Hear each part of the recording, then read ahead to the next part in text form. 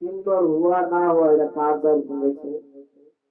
আমরা যারা কালা বিনা পয়সা সারা চিলি পাউডার আলকাল চালকাত্রা লাগাইয়া চাইলে কিন্তু অসম্ভব নিয়ামত কার আল্লাহর দান। সেই নিয়ামত পাইয়া আল্লাহর শুকরিয়া আদায় করে দরকার আছে নাই? আছে। কিন্তু আমরা কি করি? আমরা যদি একটু সুন্দর হয় এই নয় নিজে ভেঙ্গি ভাঙ্গি করি বিশেষ করে আমাদের নিজেকে চাই যে আমি এত সুন্দর আমার দেখে কেন বলতে হয় ঠিক সেটা বলে। অথচ আল্লাহ বলেন বলার থেকে ছিল প্রভু আমাকে সুন্দর বানিয়েছ, এই সুন্দর চেহারা জাহান্নামের লাঠি দিয়া করায় না। এই সুন্দর চেহারা তুমি আমাকে দিয়েছ, আমাকে এই ছেলেকে সুন্দর বানা দাও।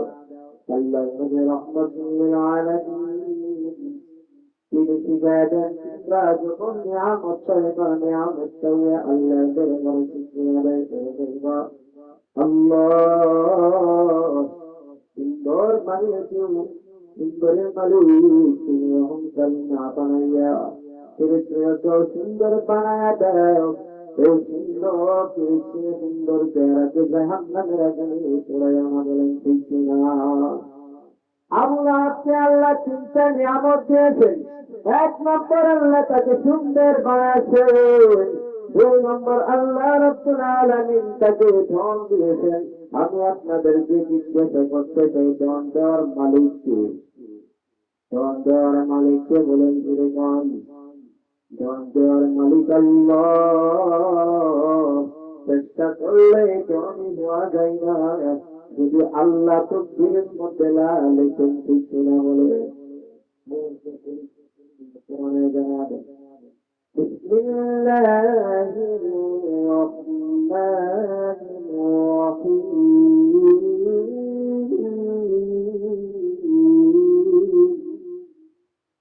إن الله يبسط الرزق لمن يشاء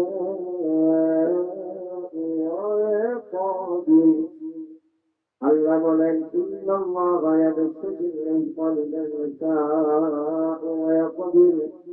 আমি যাকে ইচ্ছা করি তাকে ধনী বানায়া দেয়, আমি যাকে ইচ্ছা করি না তাকে দরিদ্র হাল করেছি। তার বিষয় বলেন আল্লাহ। আল্লাহ তাআলা আবু লাহাবকে এই নিয়ামতটা দিয়েছে। আওলাদ হওয়ার ব্যাপারটা কার বিষয় বলেন? সন্তানাদি দেওয়ার মালিককে বলেন। আল্লাহ এই নিয়ামত আবু লাহাবকে আল্লাহ তাআলা দিয়েছেন। চিন্তা নিয়ামত দিয়া তাকে শ্রেষ্ঠ বানাইয়া আল্লাহ রাব্বুল আলামিন তার সামনে এখন বসে বলেন ওগো নবীজি আপনি কাফের বিমানদের সামনে তুলে দিন লা ইলাহা ইল্লাল্লাহু মুহাম্মাদুর রাসূলুল্লাহ সাল্লাল্লাহু আলাইহি ওয়াসাল্লাম।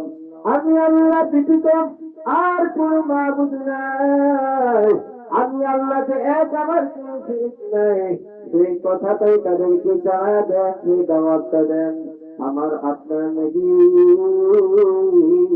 যখন কালিমার দাওয়াত নিয়ে তাদের সামনে গেল, আবু লাহাবকে আল্লাহ তো দিয়েছেন, সুন্দর দিয়েছেন, সুন্দর বানায়েছেন, আওলাদ দিয়েছেন। সে আবু লাহাব কঠোর নিয়া আমার নবীর সামনে এসে বলে ও নবী মুহাম্মদ তোমার আল্লাহ তাআলা মানি না বলেন নাউযুবিল্লাহ। আবু লাহাব বলেন তোমার আল্লাহ তাআলা মানি না, মানলা তোমার আল্লাহর কথা। আমাদেরকে এখানে একত্রিত করেছো তোমার দাওয়াত দেওয়ার জন্য, গ্রহণ করতে করা যাবে না। শুধু তা নয়, পাথর নিয়ে আমার নবীর সামনে গেছে পাথরে আঘাত করার জন্য। নাউযুবিল্লাহ বলেন। আল্লাহ ডাকিয়া কই নবী ও নবী আপনি চিন্তা করেন না কেন নবী আপনার পক্ষ হইয়া আমি জবাব দিতেছি। আবু লাহাব যখন আমার এই কথা বলে ছাপ্পান্ন কালী ভাগ হয়ে জামাতানা ধ্বংস হয়ে যাও রাসূল। এই কথা বলার সাথে সাথে আমার আল্লাহ আমার নবীর পক্ষ হইয়া আল্লাহ সাথে সাথে জবাব দিয়া দিলেন। এই জবাব দিলেন, আল্লাহ বলেন تبت يدا أبي لهب وتب। سورة العاشر में ना है, करेंगे सेवा, करेंगे आपके लिए तो प्रोसेस करें हमारे साथ करें। تبت يدا أبي لهب